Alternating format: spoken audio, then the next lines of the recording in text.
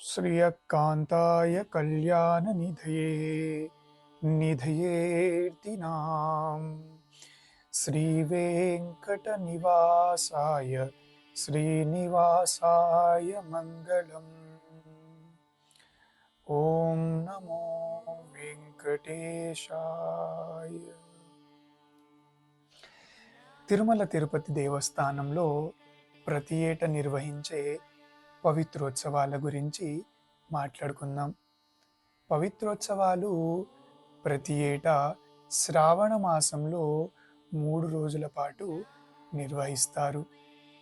ఈ పవిత్రోత్సవాలు ఎందుకు నిర్వహిస్తారంటే, ఆలయంలో సంవత్సర పాటు ఏదైనా తెలిసి తెలియక దోషాలు జరిగి ఉంటే ఆ దోషాల నివారణార్థం కోసం అలాగే ఆలయం యొక్క పవిత్రతని కాపాడడం కోసమని ఈ పవిత్రోత్సవాలని వైఖాన శాస్త్రయుక్తంగా ఈ పవిత్రోత్సవాలని నిర్వహిస్తారు. అలాగే ఇది 3 ఘట్టాలుగా 3 రోజులు నిర్వహిస్తారు. ముందు రోజు అంకురార్పణ అనేది జరుగుతుందన్నమాట. అయితే స్వామివారి సేనాధిపతి అయిన విశ్వక్సేనుడు విధుల గుండా మాడవీధుల గుండా వసంత మండపానికి చేరుకొని అక్కడ భూమి పూజ నిర్వహించి అక్కడి నుంచి పుట్టమన్నును తీసుకొచ్చి తిరిగి ఆలయంలో ఉన్న యాగశాలకి చేరుకుంటారు. అయితే ఇప్పుడు పవిత్రోత్సవంలో మొదటి ఘట్టం. అయితే ఈరోజు ఏం చేస్తారంటే పవిత్రాల ప్రతిష్ట. ఏం చేస్తారంటే శ్రీదేవి భూదేవి సమేత మలయప్ప స్వామివారు వేయించేస్తారు.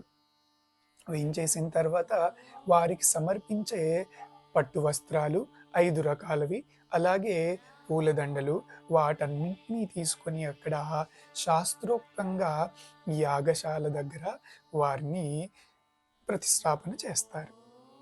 అయితే అక్కడ కైంకర్యాలన్నీ అయిపోయిన తర్వాత, తిరుమాంజనం అయిపోయిన తర్వాత, అంటే అభిషేకం అవన్నీ అయిపోయిన తర్వాత సాయంత్రం స్వామివారు మాడవీధుల గుండా భక్తులకి దర్శనం ఇవ్వడానికని బయటికి వస్తారు.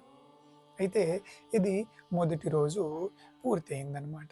ఇప్పుడు రెండవ రోజు, అంటే వేటిని అయితే సమర్పించారో స్వామివారికి వాటిని స్వామివారికి తిరిగి సమర్పిస్తారనమాట. ఏవైతే వారి స్వామివారికి సమర్పించిన పట్టు వస్త్రాలు, అలాగే పూలదండలు, ఇవన్నీ ఏవైతే ఉన్నాయో వీటన్నింటినీ తిరిగి స్వామి లోపల మూల విరాట్ అయిన స్వామివారికి, అలాగే గరుత్మంతులకి, అలాగే శ్రీనివాస భోగమూర్తికి, అలాగే జయ విజయులకి, అలాగే స్వామివారికి వీటిని అలంకరిస్తారు. అలంకరించడం అయిపోయిన తర్వాత రెండవ ఘట్టం పూర్తవుతుంది. ఇప్పుడు మూడవ ఘట్టం, మూడవ రోజు, దీన్ని పూర్ణాహుతి అంటారనమాట. అయితే ఈ పూర్ణాహుతి కార్యక్రమంలో ఏం జరుగుతుందంటే ఉదయం నుంచి స్నాపన, అలాగే స్వామివారికి అభిషేకం ఇవన్నీ నిర్వహించిన తర్వాత శాస్త్రోక్తంగా యాగశాల దగ్గర అందరూ బ్రాహ్మణులు అందరూ కలిసి పూర్ణాహుతిని ఇస్తారు. అంటే హోమం చేస్తారనమాట.